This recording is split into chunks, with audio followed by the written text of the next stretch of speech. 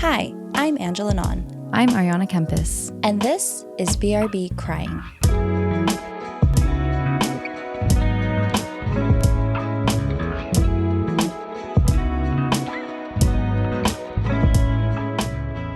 Hello, everyone. Welcome back to BRB Crying. I'm Ariana, also known as Arns. And I'm Angela, also known as Nins.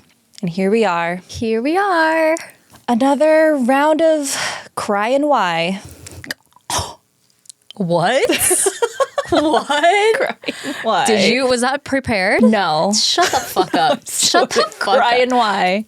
Please. Yeah. Really? Mm-hmm. That was amazing. I'm just that quick. Oh my God. You know, 32 episodes? Mm-hmm. We're in it now. Just get better and better every session. We're playing with the big dogs now.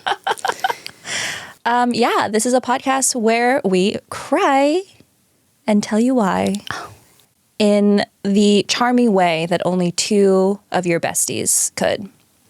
So, welcome back.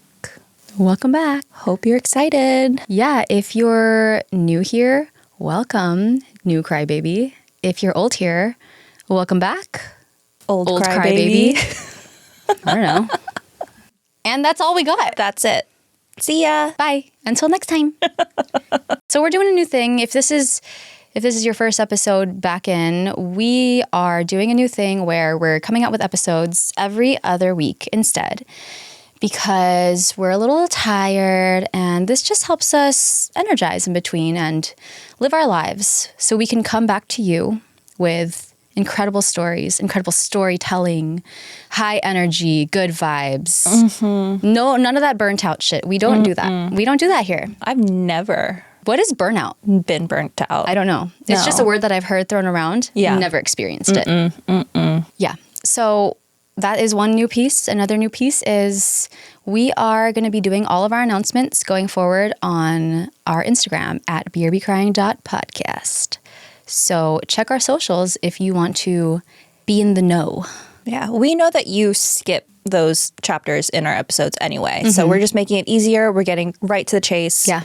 Right into the thick of it. You're welcome. So with that said, how have you been? I've been okay. Okay. Half-heartedly so? Yeah, I've been all right. Yeah. It's been kind of a weird little go around I've been having Okay. in every direction. Kind of mayhem. Okay. Most recently, Sana's sick again. Our girl. My girl. What's up? Sick again. Yeah. Of course. Starting to make its way to me a little bit. Sure. It comes with the territory. Okay. Toddler territory. Well, you have a trip coming up, so it's good that you're getting it out now. Yeah, because that's how it works. Once you get sick, you never get sick ever again. Yeah. But I'm okay. I'm excited to be here. Good. Yeah. Yeah.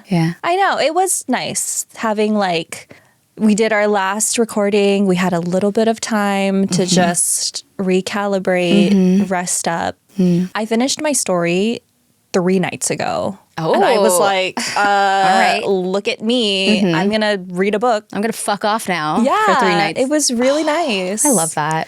So I haven't opened up my story since, so we'll see what I read to you. Maybe it's completely deleted and you'll have to pull it out of your ass. No, don't say that. Yeah, you're right. Why would I ever say that? You know what? I actually dreamt that we were doing our recording and you were in the middle of telling your story. And I realized that I didn't finish my sources. So the entire time that you were crying, I was like, oh shit, where's the link? Yeah. And then and so you had finished your spiel and you were looking at me like, hello, say something. Yeah. And I was like, oh, that's really sad. Oh my God. So what bad. A bitch. I know, I felt so bad. And you were like, okay, well, I guess it's your turn. And I was like, oh shit, I didn't say anything after her story. God damn. It was really bad. That's horrible. Yeah. So I made sure that I did my sources for today. Nice. Okay. That's good. Well, I know you'd never do that in real life. I would never do that. No. I would never do that. I would just be straight up and be like, hey, I fucked up. Yeah. Sources aren't in this. Yeah. I'll put them in the show notes. Love it. See, that is owning up to it. Accountability. Radical accountability. Yeah. Okay, well, I hope you're on the up and up. Yeah. as always. As always. You know. Yeah.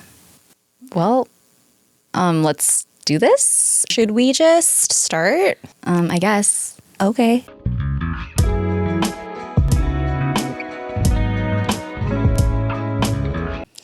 I forgot to tell our crybabies last time about the fact that I have my own iPad now. You guys, this is monumental. I've been borrowing people's iPads here and there. It's been kind of all over the place, but luckily I was duped by Xfinity into lowering my bill by buying the latest iPad. I'm really proud of you. What can I say? Sponsored. It can be. It can be.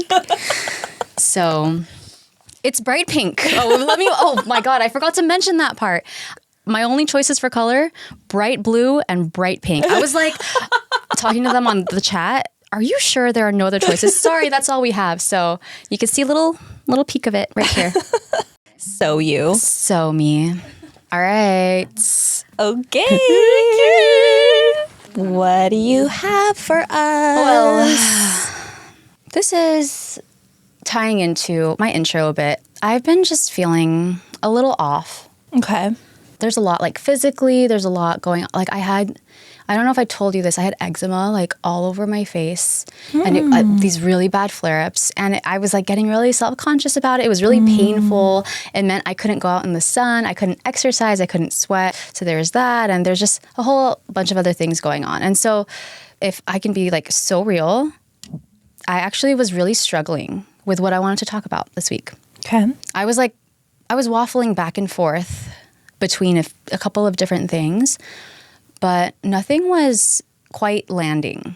Do you know that feeling? Oh, yeah. Do you ever feel that? Yeah. I feel like for whatever reason, week after week, my spirit guide will be like, no, this is what you need to talk about. Yeah. Like there's just an inkling. There's a list that we have. Yes. And for whatever reason, you just feel very strongly for that particular week to talk about this particular item. Yes. Yeah. Yeah. Okay, so the thing is, I take pride in following my intuition and feeling that. But this time it was just, don't talk about that, but not talk about this. It was just that doesn't feel right. That doesn't feel right. But I couldn't quite land. And so I was spiraling a little bit. I had a lot of anxiety. It was all these different parts of my life culminating and manifesting in this way. And I know it sounds silly, like, just pick something, just go with it. But I realized that when you really care about something, like we care about this podcast, every episode matters. We really want to do it justice, right? Every single week. Yes. So after therapy, doing lots of different tapping. I was doing lots of tapping, lots of grounding, things to help myself feel safe in my nervous system. I realized that what is most important for me when it comes to this podcast is just being honest. I know a lot of our stories revolve around crying because you feel good. A lot of this was crying because I didn't feel great. Okay. And so today, I kind of want to just talk about that, like being in the thick of it and just trying to find my way out. Yeah. But with that said, I do have a literary aid Okay. I must reference. Of course. We are academics, after all. We are academics. And today, our literary aid is none other than, listeners, crybabies, A Court of Thorns and Roses by Sarah J. Maas. Fuck me up. Yeah. So I want to preface this by saying I am going to talk about this book, but I'm not going to get too deep into the plot because one, there's 5 fucking books. I would be here for hours. Sarah J. Maas, where is the 6th one, babe? Where is it? Where is it? We've been waiting is all I'm saying. I saw the manuscript. Publish it. Yeah. Okay. But I really just want to talk about a single scene because it kind of relates to everything that I've been feeling and going through. But, it's always fun to indulge. So I'll dip my toes in some plot. We'll do a little go around. And maybe if you haven't read it, pique your interest. Maybe. Who knows? But anyway, Some context. A Court of Thorns and Roses by Sarah J. Maas, otherwise known as ACOTAR, that is the acronym that we lovingly refer to this series as, is a wildly popular young adult fantasy series. And I'm going to read the titles of all the books now. This will be the only time I read them because personally, I don't memorize the names of any of them. Do you? I mean, I'd have to think about it. No, I just don't even. I've never tried to commit it to memory. Oh, I okay, only okay. know the first one. Oh, okay. So, Book 1, A Court of Thorns and Roses, published in 2015. Book 2, A Court of Mist and Fury, published in 2016. 1 year gap. Akamath. Book 3, A Court of Wings and Ruin, published in 2017. Akawar. Thank you. I love this. Book 3.5, it's a novella. A Court of Frost and Starlight. I never read that one. Let me tell you, you were like, you don't need to read that. It's just an in-between. Aquafast. And now I'm reading it for the first time. And I'm like, wait, this actually has a lot of information that was Really? helpful Oh, okay. to give the context for the following book. Okay. So Just text it to me. You really misled me there. Okay. And then Book 4, A Court of Silver Flames, published in 2021. It's now 2025. Where's Book 5? Who knows? So I'm just going to call them Book 1, Book 2, Book 3. Obviously, there's a big spoiler alert here. I am going to get as deep as Book 3. So if you want to pause here, read all 5 books and come back to it, like, that's fine. That's fine. And if you do, Book 4, Silver Flames. Silver Flames, My girl. so fucking good. Nesta. Also, it's absolutely filthy. It's like straight up, like, this is not young adult. This is adult. Do not audiobook this around people, okay? Make sure you're alone. Under, like, the covers of your bed, eyes closed. You can't, like, guys, it's like reading porn. I swear to God. It's not like, it It is. is reading porn. The last book is porn. Okay. But anyway. So good. Okay, wait. Yes, sorry. I'm so sorry. The plot is what's incredible. All right.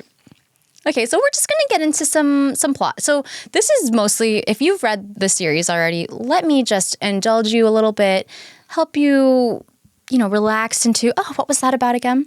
And if you are new here and you don't mind a bit of spoilers, then maybe I'll pique your interest. Maybe you'll pick up the series and spend 4 months reading it. And then the rest of your lifetime loving it. Oh, yeah. Love it. Wow. I read this. I was so late to the game. I only read this because you told me to, because you were like really deep into book talk. And you were like, all right, everyone's saying, just wait till you get to the second one. And I was like, that's a crazy thing to say. Chapter 54, 55. But you got me. Okay. All right. We're just going to get into it. I'm just going to give a little synopsis. Feyre Archeron is a human. Like me. I am Feyre. We are all Feyre. Reading through this, I was like, who would I be cast as in the film version? Amryn. Yes! Well, duh. Because she's Asian and has short hair. Yes, yeah. Oh, you read my mind. All right, so Feyre Archeron is a human, the youngest of 3 sisters, and after a turn of events where their father gambles away their entire fortune, her family is super poor, on the brink of starvation. For some weird reason, everyone, her dad and her 2 sisters, are relying on her to hunt and fend for them. As humans, a little bit of context within the context, they fear fairies and they steer clear of them because they're super powerful and awful and horrendous, scary, whatever. But one day, Feyre goes into the forest. Again, 19-year-old, for some reason, hunting for her family. Everyone else is incompetent. And she kills a wolf, skins it, whatever, feeds her family. Come to find out, our girl accidentally killed a fucking fairy. What? She's fucked. So in the dead of the night, beast comes ripping down their door. Who killed that wolf? Ooh, so scary. Verbatim. And Feyre admits it was her. And as punishment, she is whisked away to the fairylands. Oh no. Oh no. What are we going to do? Okay, so at this point, to make it concise, it's basically Beauty and the Beast. The Beast is Tamlin, High Lord of the Spring Court. Tim Tam. Tim Tam. As an aside, there are 7 fairy courts. The 4 seasons, spring, summer, autumn, and winter. And then the 3 solar courts, day, dawn, and night. Each court has a High Lord. So, again, she's in the spring court with Tamlin. And she's afraid of him because he's super powerful and blah, blah, blah. But surprise, he's actually really nice to her and they fall in love. Didn't see that coming. Did not see that coming. And the whole overarching plot, the entire fairy realm going to shit because there is this evil queen somewhere under this mysterious mountain who's pretty much been controlling the lands for the last 50 years. So at the end of book 1, I'm really skipping ahead here if you cannot tell. Feyre has no choice but to go under those mountains, save Tamlin, save all the fairies.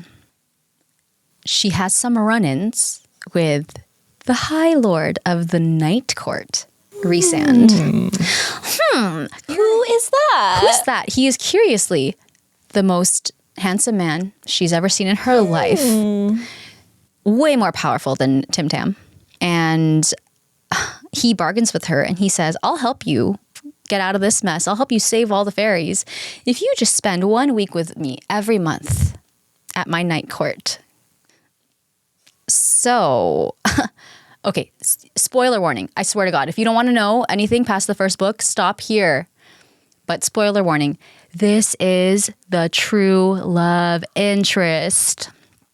And can I say, this actually really took me by surprise. I really thought Beauty and the Beast was endgame, you know? Mm-hmm. That's why when Nins was like, just wait till you get to the second book. I was like, okay. But fuck, dude.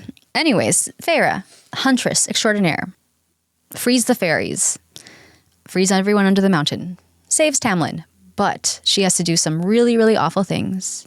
Learn to read. Okay, yeah. This is a big one. She's illiterate. And like her fucking sister didn't bother to teach her how to read. Mm-mm. Tamlin does, to his credit, offers to help write letters for her. But in the second book, guess who teaches her how to read? Rhysand. Okay, so anyway, so she's having to do some really awful things while she's under the mountain. She has to kill these 2 innocent fairies. And this really fucks her up for months after she is waking up in the middle of the night vomiting because it's horrifying. It's a horrifying thing. And after all that, she also dies in the process. And she's magically resurrected when all 7 High Lords give her a little drop of their power. Now she's an immortal fairy who has a tinge of power from each of these dudes. So she can shapeshift like Tamlin. She can read minds like Rhysand. And then we're brought to book 2. We are in book 2, everyone. Again, this is where it gets good. It's true. So again, Feyre, plagued by the nightmares, all the shitty things that have gone on under the mountain, she starts to feel suffocated in her relationship with Tamlin. And at the same time, she has to visit Rhysand 1 week a month to uphold her bargain. And spoiler alert, she falls in love. Could blame her. And he teaches her how to read. Big deal. Big deal. Academics. Huge deal. Big deal. And Feyre now has to come to terms with the fact that the softness and the comfort and the safety that Tamlin offered her, all of those things that contributed to her falling in love with him, it's not what she needs anymore. What she needs is someone who lets her live freely, make her own decisions, who can stand by her while she's reliving the horrors of what she went through, while also appreciating the grit and the strength and the way that it's shaped her. Now, Rhysand. And I just need to say it one more time. This was such a wild plot twist for me because I don't think I've ever read a series where the first guy, like, you're really led to believe that he is it, and then he's not. And so it's riveting because Feyre is genuinely falling in love with him. And you start to like care for Tamlin too as her love interest. So then to have to watch it all fall apart and the messiness and the guilt, you watch Feyre choose to be honest with herself and start to reckon with that part of her that just isn't so pretty after all. So book 3, we're skipping ahead a little bit. Book 2, her and Rhysand. That's all you got to know. Book 3, there's a fairy war on the horizon.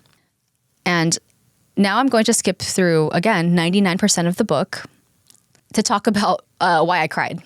Okay, so... All right. I was like, God, how do I condense this? How do I give... What a huge undertaking. That's why I was like, I'm just not going to undertake it. I'm just going to skip ahead. So all you got to know, crybabies, there is this horrifying ancient beast in this deep, dark, ancient prison called the Bone Carver. And the Bone Carver's powers are not of this world.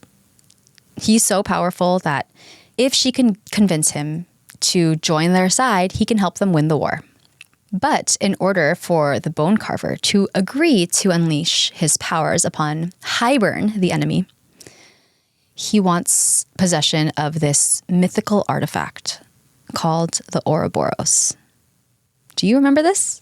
Kind of. I don't remember what the Ouroboros is. I remember this plot. Okay. So we don't know much about the Ouroboros. All we know is that it is a mirror of sorts, and it's basically impossible to look at. In all of history, everyone who has ever looked at that mirror has completely fallen apart, and their minds have been shattered. So everyone's like, fuck that. We can't risk shattering someone's mind for this war, right? Doesn't she do this like while the war is raging? Yes. She just like leaves for like a few hours. The night before, yeah. She just disappears. But everyone's really desperate and they gotta win. So Feyre's like, all right, fuck it. I'm gonna pay a visit to the mirror. So I'm gonna pause here and read a few passages. I've condensed this a little bit to remove some pieces that I felt like would just be confusing because I haven't referenced them. Yeah. All right. So this passage is when Feyre decides to go to the Ouroboros and look in the mirror. I shuddered against the cold, rubbing my arms. My reflection did the same. Hello? I whispered. There was nothing. My hands burned with cold. Up close, the surface of the Ouroboros was like a gray, calm sea, undisturbed, sleeping. But in its upper corner, movement. No, not movement in the mirror, behind me. I was not alone. Crawling down the snow-kissed wall, a massive beast of claws and scales and fur and shredding teeth inched toward the floor, toward me. I kept my breathing steady, did not let it scent a tendril of my fear, whatever it was. Some guardian of this place, some creature that had crawled in through the cracks.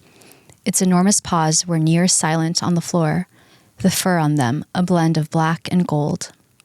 Not a beast designed to hunt in these mountains, certainly not with the ridge of dark scales down its back. And the large, shining eyes. I didn't have time to remark on those blue-gray eyes as the beast pounced. I whirled, Illyrian daggers in my freezing hand, ducking low and aiming up for the heart. But no impact came, only snow and cold and wind. There was nothing before me, behind me, no paw prints in the snow. I whirled to the mirror. Where I had been standing, that beast now sat, scaled tail idly swishing through the snow, watching me. No, not watching. Gazing back at me. My reflection of what lurked beneath my skin. My knife clattered to the stones and snow, and I looked into the mirror. So in this next passage, Feyre is now visiting the Bone Carver, the one who requested this mirror. The Bone Carver was sitting against the wall as I entered his cell. I only stared at him. And for once, the carver seemed to go very still and quiet. He whispered, You retrieved it. I looked toward a corner of his cell. The Ouroboros appeared, snow and ice still crusting it. Mine to summon wherever and whenever I wished. How? Words were still foreign, strange things, this body that I had returned to. It was strange too. My tongue was dry as paper as I said, I looked. What did you see? The carver got to his feet. I sank a little further back into my body, just enough to smile slightly. That is none of your concern. For the mirror, it had shown me so many things. I did not know how long had passed. Time, it had been different inside the mirror, but even a few hours might have been too many. I pointed to the door. You have your mirror. Now uphold your end. Battle awaits. The bone carver glanced between me and the mirror, and he smiled. It would be my pleasure. And the way he said it, I was wrung dry, my soul new and trembling, and yet I asked, what do you mean? The carver simply straightened his clothes. I have little need for that thing, he said, gesturing to the mirror. But you did. I blinked slowly. I wanted to see if you were worth helping, the carver went on. It's a rare person to face who they truly are and not run from it, not be broken by it. That's what the Ouroboros shows all who look into it, who they are, every despicable and unholy inch. Some gaze upon it and don't even realize that the horror they're seeing is them, even as the terror of it drives them mad. Some swagger in and are shattered by the small, sorry creature they find instead. But you, yes, rare indeed, I could risk leaving here for nothing less. And this last passage I'm going to read is, we're in the thick of battle, and Feyre calls upon the bone carver to unleash its powers on the enemy. Both armies seem to pause with surprise. You retrieved the Ouroboros, Rhys whispered. I did. He scanned me from head to toe, the wind stirring his blue-black hair as he asked softly, what did you see? Hybern was stirring, frantically assessing what and who now stood before them. Myself, I said at last. I saw myself. It was, perhaps, the one thing I would never show him, anyone.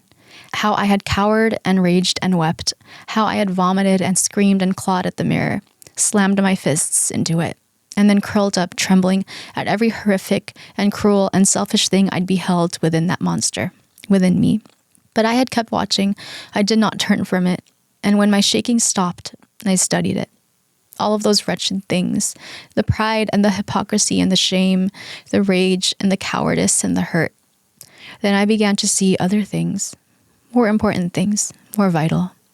And what I saw, I said quietly to him as the carver raised a hand, I think I loved it, forgave it, me, all of it.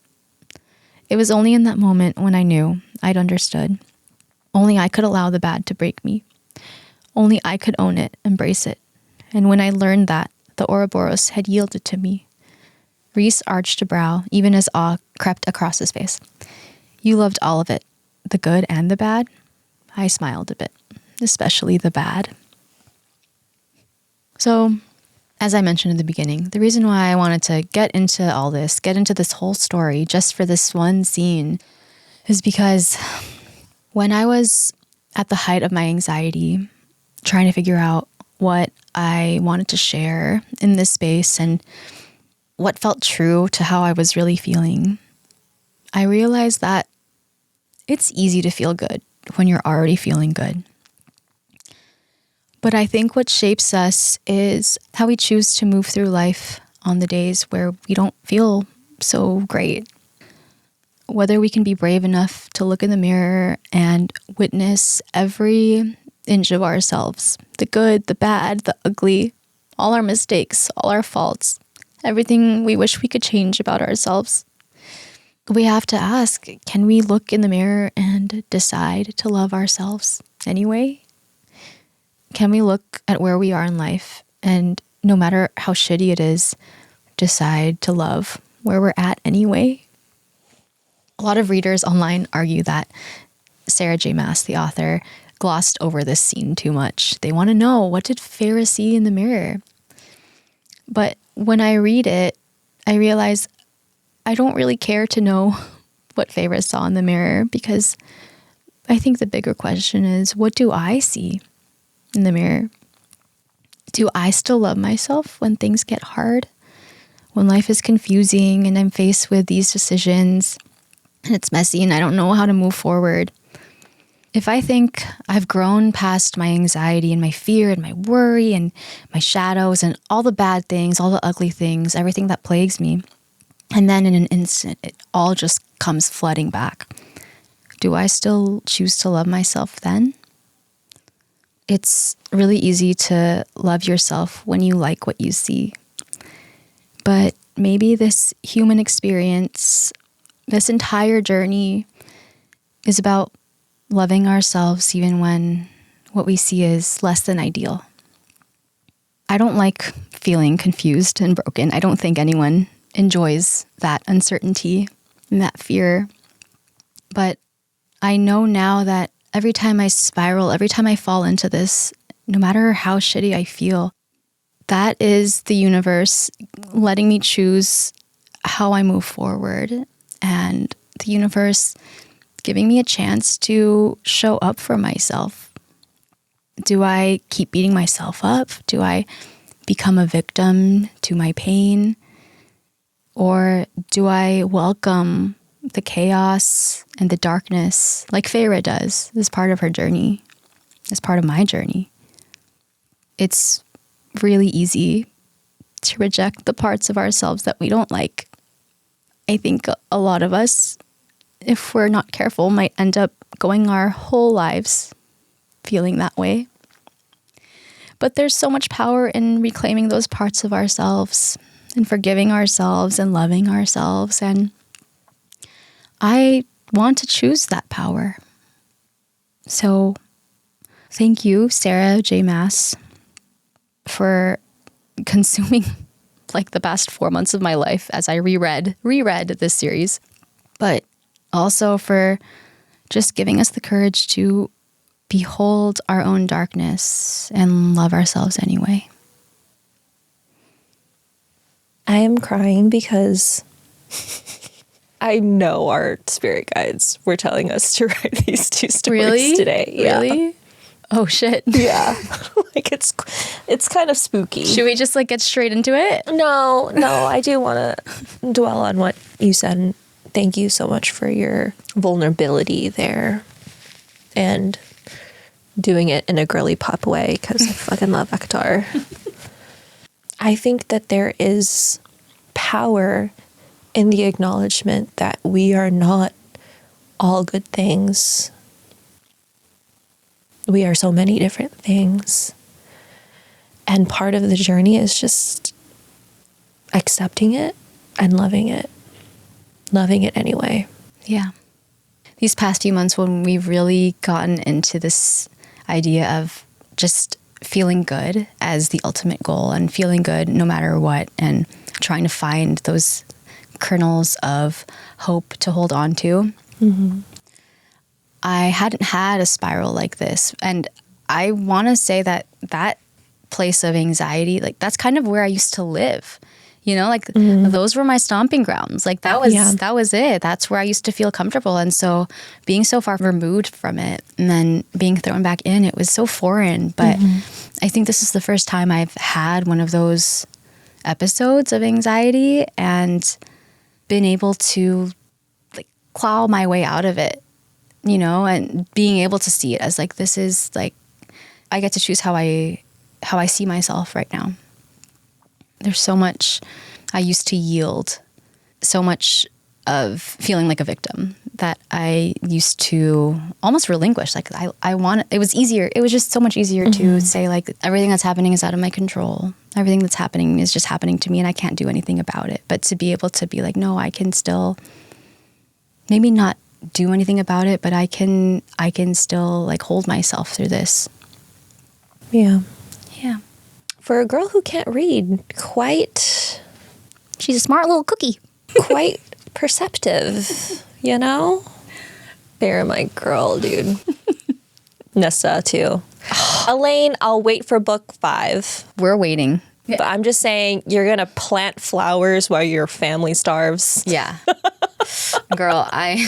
Plant a carrot, you know? Yeah, plant some vegetable. Plant something useful. Yeah. No, but she's holding herself through it. You know what I mean? Yeah. Yeah, you know. But we're going to fucking like eat our words. Like, oh no, but she was doing it the right way. Like she was romanticizing her life even when it was bad. Everyone has their own journey. Yeah, everyone just does it. Yeah. That was good. Yeah. Light. Just a little dabble into ACOTAR, you know? How are you feeling now? I feel really good. Okay. I had a whole thing and then I talked to my therapist and I did lots of inner child work. Yeah. I think the best thing for me to remember whenever I'm in the throes of it is just like knowing like, hey, everything is temporary. There is another side to this where you're not even going to remember feeling this way. Yeah. You're going to get through it. Yeah.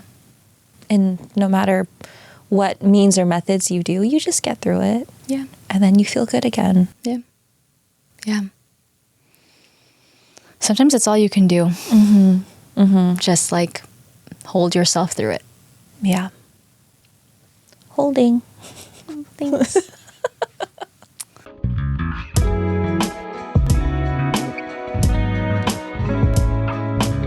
All right. Are you ready? I'm ready. I'm excited. Yeah. Hopefully I didn't hype it up too much. Has nothing to do with what you just talked about. Oh, okay. Okay. Today we're getting a little nerdy. Okay. I know that you and I are very complex creatures. Yes. With an infinite amount of talents and hobbies and interests. It's not easy to be us. You love to sew. I love to bake. Like, we're just... Please. Everything we offer to this world. Save some for the rest of them, you know? And I know that through this podcast, you and I have revealed so many sides of ourselves to our loving crybabies. We've proven that we have impeccable taste when it comes to books and movies and music and TV shows.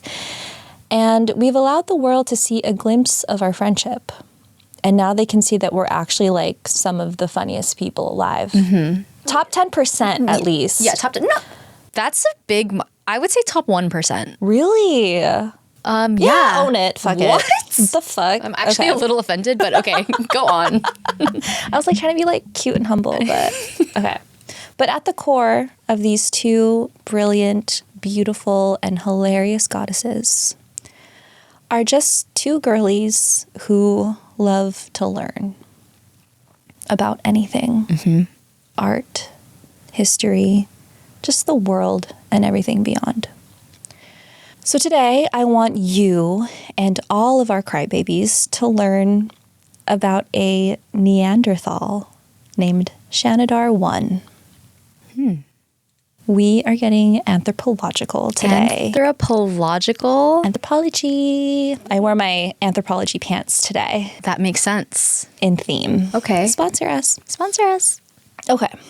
So I first came across this story on my TikTok For You page, obviously. And it was a video from a TikToker named @OddPride. Her real name is Astrid Lundberg, and she has a huge platform on her TikTok with over 850,000 followers and over 23 million likes across all her videos. And her page is literally just her sharing her love of paleontology, anthropology, and history among these other niche interests. According to her website, she says, I chose the name AudPride because I wanted to present an unfiltered version of myself and my passions to the world. One that refuses to pretend not to be odd. I think the world is fascinating, and I hoped to reach people who were as excited as I was by all the weird and wonderful facts and ideas I love to share. And I will get to my story about Shanidar 1, but I do want to spend time highlighting Astrid for a bit because I am such a firm believer that any subject can be interesting so long as the person talking about it has enough passion and excitement when telling you about it. Case in point. You know what I mean? Like, I remember in college, I very demurely failed a class. Oh, cute. I had to retake an engineering class because I failed it. Structural analysis. And the professor was just fucking not it. I don't even remember his name, let alone anything he fucking taught me. And so when I retook the course with a different professor, it was fucking great. I loved her. I think I got like an A minus. Yeah.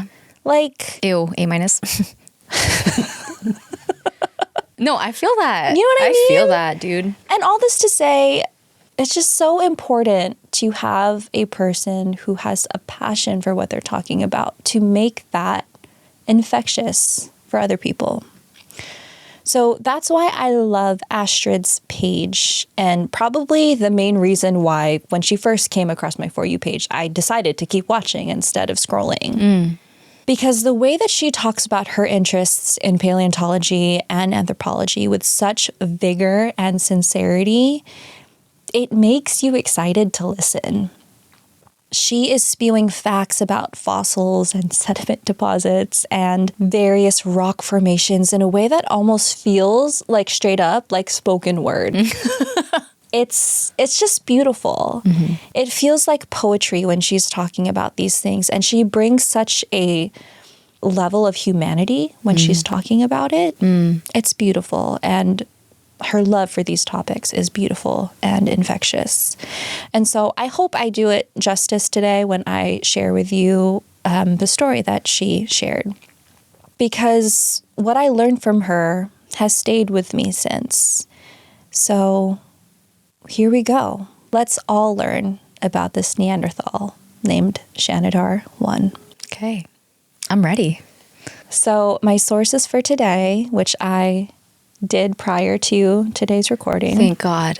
As mentioned, Astrid Lundberg's TikTok account at Odd Pride, and I'll include links to the exact videos I'll be referencing. Astrid Lundberg's website, oddpride.com, the Smithsonian Institute's website on human origins, and a published journal for anthropology by Jan Liatava. Okay, so now give me like 60 seconds to just explain the evolution of man really, really quick. Please. Context. Context. We know that humans evolved from apes. So we have apes to Australopithecus, to Homo habilis, to Homo erectus, to Neanderthals, to Homo sapiens. This is just like common knowledge. We all know this. Duh. This is very obvious.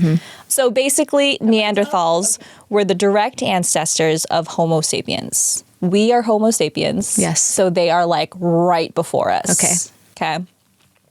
If anyone listening has an actual degree in anthropology, please don't come for me. I am just a girl. I'm really sorry, okay? I barely passed my engineering classes, okay? Please. Okay. So Shanidar 1.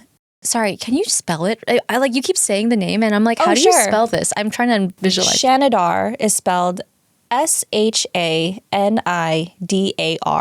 and then 1, the number 1. Okay. It is one of the most famous Neanderthal skeletons ever discovered. And it was found in 1957 in Shanidar Cave, which is located in the Zagros Mountains of northern Iraq. A team of anthropologists from Columbia University, led by Ralph Selecki, found the remains of an elderly Neanderthal, which they officially named Shanidar 1 because it was the first of 10 different Neanderthal skeletons they found in this cave. But over time, they gave him the nickname Nandy. So I'm going to call him Nandy from now on.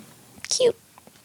So after analyzing Nandy's almost complete skeleton, they deduced that he was around 35 to 45 years old when he died, which was over 40,000 years ago. And for this time period and this particular species, this was considered old age. Not even considered like average lifespan, like straight up old, senior citizen. Okay. Full ass life. You know what I mean? Get the discounts. Oh, yeah. Denny's. Does Denny's have one? Yeah. The Grand Slam Denny's. Yeah. That was his favorite. There are very few records of any Neanderthals who lived beyond their 40s. So this was like, oh, okay, this is fucking serious. But what is super interesting to note about Nandy's skeleton are all of the signs of deformities. He had a range of healed trauma-related abnormalities to his skeleton, broken bones that recovered, essentially. His skull showed signs that at some point in his early life, he experienced a violent blow to the head that fractured like the entire left side of his face. And he most likely became blind in one eye and maybe suffered some hearing loss and even had some mental incapacities, among other things. He also had like a straight up withered right hand that was fractured in several places and became unusable. And so there are even signs that his right arm was like purposely and successfully amputated. It just ends in like a little nub that looked like it healed cleanly. And fucking Nandy just like survived it and just continued living, whatever. My dude. Scientists also suspect that the amputation most likely caused some sort of paralysis on the right side of his body. A lot. So he like most likely lived the rest of his life with a limp on top of everything fucking else, right? I'm stressed. Right? I'm fucking stressed out. Like, is he okay? Does he need some Advil? No, yeah. So just to summarize here, Nandy had a broken skull that left him partially blind, deaf, maybe brain damaged, no right hand, right side paralysis, and a persistent limp. And yet, Nandy died of old age. You never know. You never know. During a time when it was hunt or be hunted, where every second is dedicated to survival, how the fuck did Nandy do it? How was Nandy able to live this long? It could only mean one thing. Someone was taking care of him. Someone, or most likely a group of fellow Neanderthals, looked at Nandy and decided that even though he couldn't contribute by means of hunting or gathering or fighting, that he was still meaningful, important, worthy of protection and preservation. That is why Nandy is such a big deal. He is tangible evidence of the earliest signs of altruistic behavior in our species. They simply cared for him because they wanted to, because he provided something beyond a physical need. Companionship. Maybe he was really funny. I don't know. Probably. Top 1%. Top 1%. Good company. We'll never know why, but it can't be denied that they cared about him. In one of Astrid's videos about Nandy, she says, Shanidar 1 is a reminder that the currents of compassion and mercy and love run incredibly deeply, not just in the history of our human species, but in the entire human lineage. It is in our DNA to care. It is embedded in our brains and in our bones to look at someone beside us and want to know them, love them, protect them. It has always been part of the human experience. The story doesn't end there, though. Do you think I'd just look at one person's TikTok and stop there? It would be a shame No, if you did. I go on that page and I scroll and I scroll and I scroll. As you should. As we all should. So I continue to scour Odd Pride's page looking for more videos where she shares more details about my new BFF Nandy. Because she posts about him often. And in one of her videos, someone commented asking, where is he now? He was discovered in 1957, so surely he's on display at some museum charging $40 per entry. Like, I'm trying to go. You know, let's book a trip. But it turns out you can't see him. His remains aren't on display because, as Astrid reveals in her TikTok response, Nandy's skeleton was most likely destroyed in the 2003 U.S. invasion of Iraq. Shanidar 1's life is a symbol of human empathy and compassion and tenderness. So how ironic is it that his ultimate demise is also a symbol of human violence and destruction? As much as we hate to acknowledge it, humans have both of these sides within us. We are complex creatures, after all. But the good news is we have a choice. We always have a choice. So you decide. What human instinct will you give into? And to help you answer that question, I will end it with one more quote from Astrid Lundberg, who says, "Just think what the wealth of the modern world could accomplish if we remembered that it is both our heritage and our birthright to care."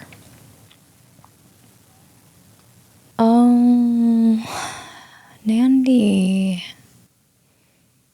I love the idea that he was the first instance of altruistic behavior amongst Neanderthals. Like the idea that they cared for him because they wanted to. When Jomar ran his marathon, at the end of it, he came and me and Sana met him at the finish line, and like he hugged me and he was crying. And I was telling his sister Mios about this, and she said, "Isn't it such a wonderful thing to support each other and cheer each other on? We don't have to do that. We simply don't have to do that. There is no physical obligation. And yet we do it anyway." And that's what I think of. Like how beautiful it is that in a world where it's hunter be hunted, to find him worthy of putting aside for safekeeping, for companionship, whatever it is. Yeah. And not that I could validate this with any research, but like the fact that this cave had so many skeletons and his in particular was so well preserved. Like, did they intentionally bury him in this place where they could remember him beyond his life? Like, I don't know. And maybe you're a skeptic, or maybe you actually have a degree in this shit and you want to tell me like, oh, maybe his lineage was... Don't fucking tell me that. I don't want to hear it. I don't want to hear it. But it's like, yeah, even then, even if it was like, oh, his dad was the main leader of our group, then so what? That is still recognizing that people are more than their physical contributions. Yeah. We are so much more than our bodies. And it's so visible to the people around us. Mm-hmm. They love you not because you don't have eczema on your face. Yeah. They love you because of your heart. Yeah. I love the idea of that being the turning point in our development as humans.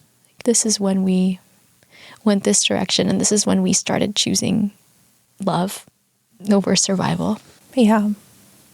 But kind of going back to your story, you know, just because we make those decisions, it doesn't mean that the darkness is erased. Yeah. There is still war. Mm-hmm. There is still survival. But we have that choice. How are you going to navigate when you are in that fork in the road? Mm-hmm. What are you going to decide to listen to? Yeah. How will you hold yourself through it? Yeah. That was beautiful. I have to give all the credit to my other bestie, Astrid. My girl. She is incredible. I can't wait to follow. I love when people talk about something that they're so passionate about, because like how can you not love when someone is just so fired up and so moved to share? Yeah. So that's me fired up. Here to tell you. Oh.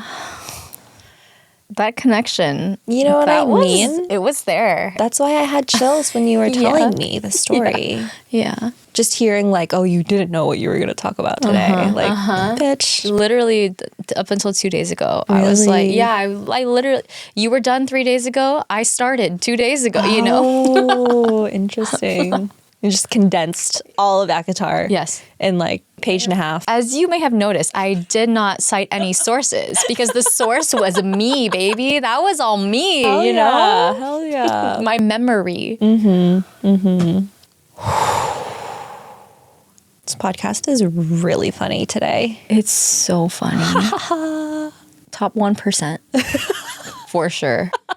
For sure. And that's what we fucking got. That's what we fucking got, everyone. Crazy. Thank you all so much, as always, for tuning in, for lending us your ears for this past hour. Please give us a follow. See what we're up to on socials at beerbecrying.podcast. We're on Instagram, TikTok, YouTube. You can watch our videos. Probably be uploading this video to Spotify. Watch us on there if you want. Leave us a review. Tell us how funny we are, how kind, generous, complex, so funny. 1%. 1% funny we are. You can leave us a review on Apple, 5 stars on Spotify. If you have a story, a sob story that you want to share with us, something that made you cry, we would love to hear from you. Email us, hello@beerbecryingpodcast.com, or submit a form on our website, beerbecryingpodcast.com. And at the minimum, if you're lazy and you don't want to do any of that, just text your best friend about your new favorite podcast. Oh. Spread the word. Spread the wealth. Hell yeah. Hell yeah. Alrighty. And that's all we got. That's all we fucking got. Thanks for listening. We'll catch you at the next one. But until then, BRB crying.